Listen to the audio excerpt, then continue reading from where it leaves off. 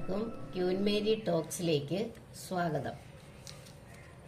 സുഭാഷിതം 17:17 മിത്രം എപ്പോഴും മിത്രം തന്നെ, ആപത്തിൽ പങ്കുചേരാൻ ജനിച്ചവനാണ് സഹോദരൻ. കർത്താവിൽ പ്രിയപ്പെട്ട സഹോദരങ്ങളെ, ഇന്ന് നമുക്ക് സഹോദരരുടെ ഐക്യത്തെക്കുറിച്ച് ഈശോ പറയുന്ന 2 വാക്ക് കേൾക്കാം. സ്നേഹപിതാവായ ദൈവമേ, ഈ വചനം ശ്രവിക്കുന്ന എല്ലാവരിലും അത്ഭുതങ്ങളും അടയാളങ്ങളും വർഷിക്കണമേ. സഹോദരങ്ങളെ കലഹിക്കുന്ന, ഭിന്നിച്ചിരിക്കുന്ന സഹോദരങ്ങളെ സ്നേഹത്തിൽ ഒന്നിപ്പിക്കണമേ. യേശുവിൻ്റെ നാമത്തിൽ അവരെ ഒന്നിപ്പിച്ച് സ്നേഹത്തിലും ഐക്യത്തിലും യോജിപ്പിലും ജീവിക്കുവാൻ ഈ വചനങ്ങൾ ഉപകരിക്കണമേ. അത്ഭുത പ്രവർത്തകനായ പരിശുദ്ധാത്മാവെ അത്ഭുതം വർഷിക്കണമേ. സുഭാഷിതം 18:19 സഹോദരൻ സഹായത്തിനുള്ളവൻ ഉറപ്പുള്ള നഗരം പോലെയാണ്, എന്നാൽ കലഹം ഇരുമ്പഴികൾ പോലെ അവരെ പിടിച്ചകറ്റുന്നു. സങ്കീർത്തനം 133 വചനം 133 മുഴുവൻ സഹോദരന്മാരുടെ ഐക്യത്തെക്കുറിച്ചാണ് സംസാരിക്കുന്നത്. സഹോദരർ ഏക മനസ്സായി ഒരുമിച്ച് വസിക്കുന്നത് എത്ര വിശിഷ്ടവും സന്തോഷപ്രദവുമാണ്. അഹ്റോന്റെ തലയിൽ നിന്ന് താടിയിലേക്ക് ഇറങ്ങി അങ്കിയുടെ കഴുത്തുപട്ടയിലൂടെ ഒഴുകുന്ന അമൂല്യമായ അഭിഷേക തൈലം പോലെയാണത്. സിയോൻ പർവ്വതങ്ങളിൽ പൊഴിയുന്ന ഹെർമോൺ തുഷാരം പോലെയാണത്. അവിടെയാണ് കർത്താവ് തന്റെ അനുഗ്രഹവും അനന്തമായ ജീവനും പ്രദാനം ചെയ്യുന്നത്. അപ്പോൾ കർത്താവിന് അത്രയേറെ ഇഷ്ടമാണ് സഹോദരര് ഒന്നിച്ചു വസിക്കുന്നത്.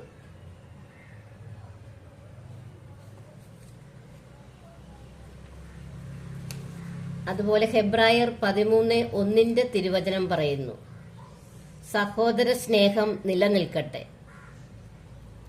ആതിഥ്യ മര്യാദ മറക്കരുതേ, അതുവഴി ദൈവദൂതന്മാരെ അറിയാതെ സൽക്കരിച്ചവരുണ്ട്. വിരുന്നുകാർ വീട്ടിൽ വരുമ്പോഴേ അവരെ സ്വീകരിച്ച് അവർക്ക് ആവശ്യമെങ്കിൽ കുടിക്കാനും അതുപോലെ ഭക്ഷിക്കാനും ഒക്കെ കൊടുക്കണമെന്ന്. ദൈവദൂതന്മാരാണോ വരുന്നതെന്ന് നമുക്ക് അറിയാൻ പറ്റത്തില്ലെന്ന്. 1 യോഹന്നാൻ 4:20-21 തിരുവചനം പറയുന്നു, ഞാൻ ദൈവത്തെ സ്നേഹിക്കുന്നുവെന്ന് ആരെങ്കിലും പറയുകയും സ്വന്തം സഹോദരനെ ദ്വേഷിക്കുകയും ചെയ്താൽ അവൻ കള്ളം പറയുന്നു. കാരണം കാണപ്പെടുന്ന സഹോദരനെ സ്നേഹിക്കാത്തവന് കാണപ്പെടാത്ത ദൈവത്തെ സ്നേഹിക്കാൻ സാധിക്കുകയില്ല. ക്രിസ്തുവിൽ നിന്ന് ഈ കൽപ്പന നമുക്ക് ലഭിച്ചിരിക്കുന്നു, ദൈവത്തെ സ്നേഹിക്കുന്നവൻ സഹോദരനെയും സ്നേഹിക്കണം. കർത്താവ് പറയാണ്, ദൈവത്തെ സ്നേഹിക്കുന്നവൻ സഹോദരനെയും സ്നേഹിക്കണമെന്ന്. ദൈവത്തെ മാത്രം സ്നേഹിച്ചാൽ വേറെ ആരോടും സഹോദരങ്ങളോട് സ്നേഹിക്കുവാട്ടെ, അവരെ ഹെൽപ്പ് ചെയ്യുവാട്ടെ ഒന്നും ചെയ്യാതെ ദൈവത്തെ മാത്രം സ്നേഹിച്ചുകൊണ്ടിരുന്നാൽ പോരെന്ന്. അതൊരു യഥാർത്ഥ സ്നേഹമല്ല. തൻ കാര്യം നേടാൻ വേണ്ടി മാത്രമുള്ള ദൈവസ്നേഹമാണ്, ദൈവത്തിൻ്റെ എന്തെങ്കിലും കിട്ടാൻ വേണ്ടി. അപ്പോൾ ദൈവത്തെ സ്നേഹിക്കണമെങ്കിൽ സഹോദരനെ സ്നേഹിക്കണം. സഹോദരനെ സ്നേഹിക്കുന്നവൻ ദൈവത്തെ സ്നേഹിക്കുന്നു. 1 യോഹന്നാൻ 2:9 മുതലുള്ള തിരുവചനത്തിൽ ഇപ്രകാരം പറയുന്നു, താൻ പ്രകാശത്തിലാണെന്ന് പറയുകയും അതേസമയം തന്റെ സഹോദരനെ ദ്വേഷിക്കുകയും ചെയ്യുന്നവൻ ഇപ്പോഴും അന്ധകാരത്തിലാണ്. താനെ നല്ലവണ്ണം പ്രാർത്ഥിക്കുകയും അതുപോലെ വചനം അനുസരിക്കുകയും ഒക്കെ ചെയ്യുന്ന, ഞാൻ വലിയ പ്രാർത്ഥനക്കാരിയാന്ന് പറഞ്ഞുകൊണ്ട് നടക്കുകയും അതുപോലെ തന്നെ സഹോദരനെ ദേഷിക്കുകയും ചെയ്താൽ, സഹോദരങ്ങളായിട്ട് മിണ്ടിയാല, ആരോടും പറയല, ഒന്നുമില്ല, മിണ്ടാതെ അവരുടെ ഒരു കാര്യത്തിനും ഒരു വിരുന്നിന് വെച്ചാൽ പോലും പോകാതെ ഒന്നിനും പോകാതെ സ്നേഹിക്കാതിരുന്നിട്ട് ഇപ്പോഴും പ്രകാശത്തിലാണെന്നും പറഞ്ഞ് ഞാൻ ദൈവത്തിന്റെ കാര്യത്തിലാണ്, ഞാൻ ദൈവത്തിലാണ് നടക്കുന്നത്, ഞാൻ ഏറ്റവും അധികം വിശുദ്ധിയിലാണെന്ന് പറഞ്ഞാൽ പറയുകയും ചെയ്താൽ ഇപ്പോഴും തിരുവചനം പറയുന്നത് അവൻ അന്ധകാരത്തിലാണ്. സഹോദരനെ സ്നേഹിക്കുന്നവൻ പ്രകാശത്തിൽ വസിക്കുന്നു, അവന് ഇടർച്ച ഉണ്ടാകുന്നില്ല. എന്നാൽ തന്റെ സഹോദരനെ വെറുക്കുന്നവൻ ഇരുട്ടിലാണ്, അവൻ ഇരുട്ടിൽ നടക്കുന്നു. ഇരുട്ട് അവന്റെ കണ്ണുകളെ അന്ധമാക്കിയതിനാൽ എവിടേക്കാണ് പോകുന്നതെന്ന് അവൻ അറിയുന്നില്ല. എൻ്റെ പ്രിയ സഹോദരങ്ങളെ, ചുരുക്കി പറഞ്ഞാൽ കർത്താവ് വചനത്തിൽ പറയുന്നത് തന്നെ സ്നേഹിക്കുന്ന പോലെ തന്നെ തൻ്റെ സഹോദരനെയും സ്നേഹിക്കണം. സഹോദരനെ വെറുക്കുന്നവൻ കൊലപാതകിയാണെന്ന് പറയുന്നത്. അതുകൊണ്ട് സഹോദരനെ സ്നേഹിക്കണം. അവൻ എന്താണ് ആവശ്യം എന്ന് വെച്ചാൽ അത് സാധിച്ചു കൊടുക്കണം. സഹായം അർഹിക്കുന്ന സഹോദരന് നമ്മളാൽ അർഹിക്കുന്ന നമുക്ക് പറ്റുന്ന സഹായം ചെയ്തു കൊടുക്കണം. ഇതൊക്കെയാണ് ഈശോ നമ്മളിൽ നിന്ന് ആഗ്രഹിക്കുന്നത്. അതുപോലെ സഹോദരനെ കുറിച്ച് പറയുന്നതാണ്, മിത്രം എപ്പോഴും മിത്രം തന്നെയാണ്. ആപത്തിൽ പങ്കുചേരാൻ ജനിച്ചവരാണ് സഹോദരങ്ങൾ.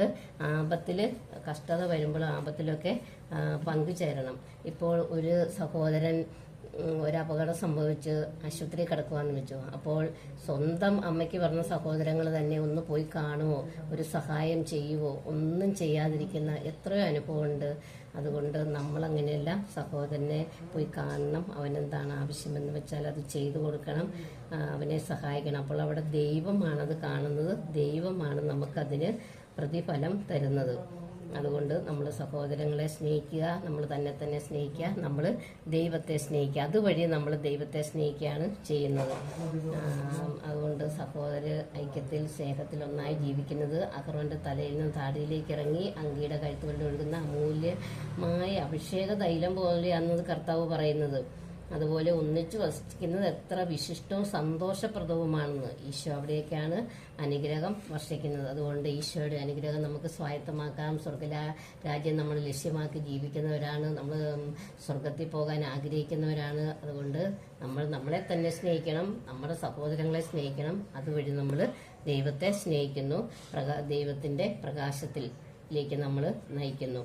അതുകൊണ്ട് നമുക്ക് ഈശോയുടെ അനുഗ്രഹം തേടാം, ഈശോയോട് നമുക്ക് പ്രാർത്ഥിക്കാം. സഹോദരങ്ങളെ സ്നേഹിക്കുവാനും അർഹിക്കുന്ന വിധത്തിൽ അവരെ സഹായിക്കുവാനും നമുക്ക് ഈശോയോട് പ്രാർത്ഥിക്കാം. അതിനുവേണ്ടി നമുക്ക് പരിശുദ്ധ അമ്മയുടെ സഹായം തേടാം. പരിശുദ്ധ അമ്മ ഗബ്രിയേൽ മാലാഖ വന്ന് പറഞ്ഞതിന് ശേഷം പെട്ടെന്ന് തന്നെ അമ്മ എലീശാ പുണ്യവതിയുടെ അമ്മ ഇളയമ എലീശാ പുണ്യവതിയുടെ പോയത്. അതുപോലെ നമുക്കും സഹോദരങ്ങളെ സ്നേഹിക്കാം, സഹായിക്കാം. നന്മ നിറഞ്ഞ മറിയമ്മേ സുസ്തി, കർത്താവ് അങ്ങയോട് കൂടെ സ്ത്രീകളിൽ അങ്ങ് അനുഗ്രഹിക്കപ്പെട്ടവളാകുന്നു.